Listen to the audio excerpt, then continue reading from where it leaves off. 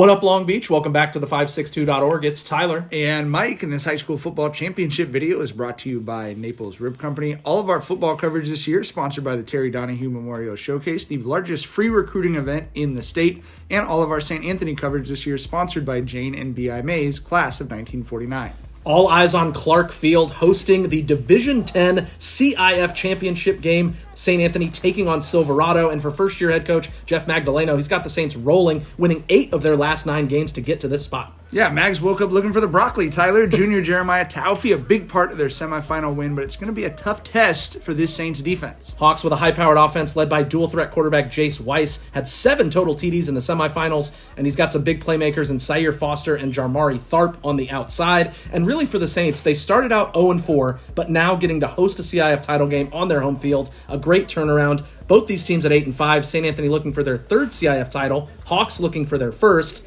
And this is the biggest game by far at the new St. Anthony High School Athletic Complex in year 2 for this facility. Great crowd on hand. Let's get it going, Mike. On the opening kickoff, Foster misplays it, and then he's going to try and get wide, but kind of gets stuck on the treadmill there as St. Anthony not struggling to shut down that lane. Great play by Evan Martinez. That pins the Hawks inside their own 5. Weiss then trying to throw them out of it and almost connects on the ricochet here. Woo, that would have been a big play. Instead, it's a 3 and out for the Hawks offense. Saints get good field position. They give it right to Josiah Lolasiopua, and it's a good carry for him on his first touch of the night as he moves the chains. Then Aiden Jones going to fire one into JLP. A very nice grab down inside the 5. So the purple side is cooking to start this thing off, and they will punch it in with Preston Hokeman.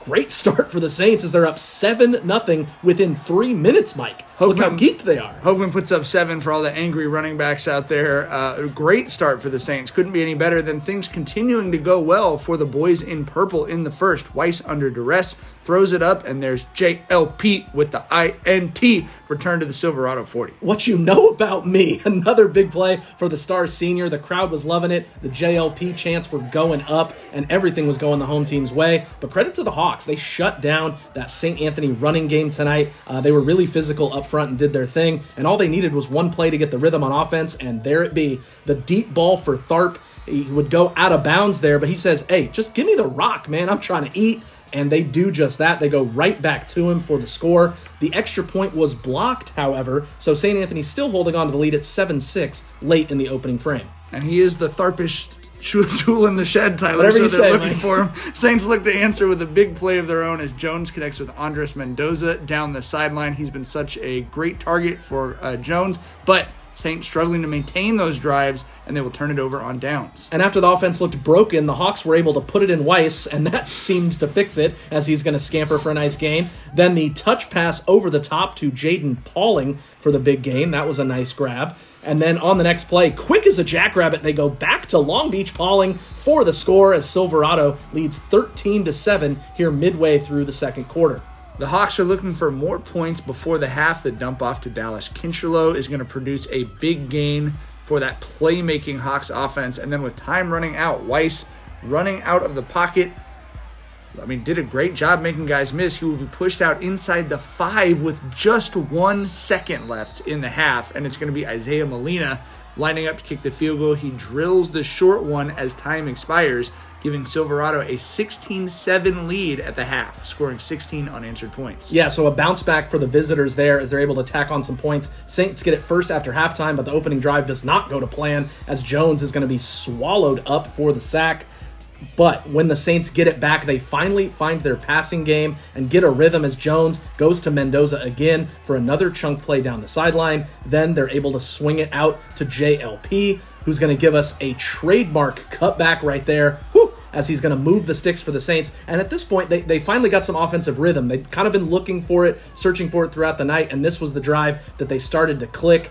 Jones then going to go back to his favorite target. It's Mendoza in the end zone for the score. May have been out of bounds, but a great play nonetheless to go up and get the ball, and the Saints cut it to a 2-point game, 16-14. Here, plenty of time left in the third.